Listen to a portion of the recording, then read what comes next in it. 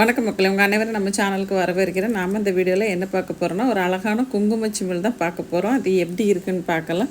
வாங்க வீடியோக்கு போகலாம்.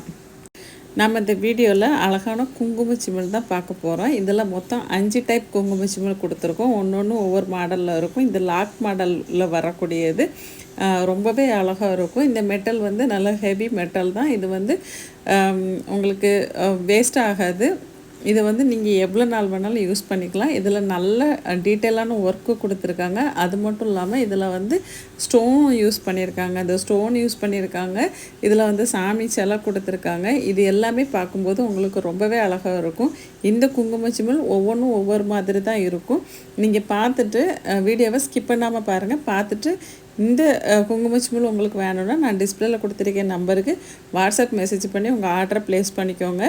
இதை வந்து நீங்கள் ரிட்டன் கிஃப்டாகவும் கொடுக்கலாம். இல்லை யாருக்கா எதாவது கிஃப்ட் பண்ணணும்னு நினச்சிங்கன்னா கண்டிப்பாக நீங்கள் தூக்கி போடாமல் இருக்கிற மாதிரி ஏதாவது கிஃப்ட் கொடுக்கணும்னு நினச்சிங்கன்னா கண்டிப்பாக அந்த கிஃப்ட் கொடுக்கலாம். ஏன்னா குங்குமச்சிமிழ் யாரும் தூக்கி போட மாட்டாங்க.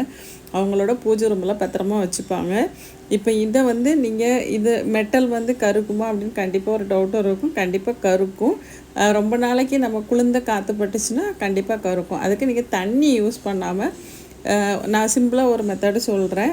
உங்கள் வீட்டில் இந்த மாதிரி பொருள் ஏதாவது இருந்தது ஆனால் கருத்து போயிடுது அப்படின்னா, அதாவது நம்ம வெண்கலம், ஐம்பொன், பித்தளை, செம்பு இந்த இதில் 4ல் எந்த மெட்டலால் பண்ணின பொருளாக இருந்தாலும் உங்கள் வீட்டில் திருநீர் இருந்துச்சு அப்படின்னா அந்த திருநீரை அதுக்கு யூஸ் பண்ணி துடைச்சிருங்க.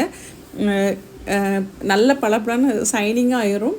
அதே மாதிரி புதுசு மாதிரி இருக்கும். இன்னொன்று இது கருக்காது. ரொம்ப நாளைக்கு அப்படியே புதுசாகவே இருக்கும். என்ன கலரில் நீங்கள் யூஸ் பண்ணிங்களோ அந்த கலர்லேயே இருக்கும். ஏன்னா நிறைய பேர் பண்ணுறது தண்ணி வச்சு கழுவுறோம், கெமிக்கல் வச்சு கழுவுறோம், புளி போட்டு கழுவுவோம். அப்படி இல்லைன்னா லெமன் போடுவோம். இதெல்லாம் போட்டாலும் அது கருக்கும் கண்டிப்பாக.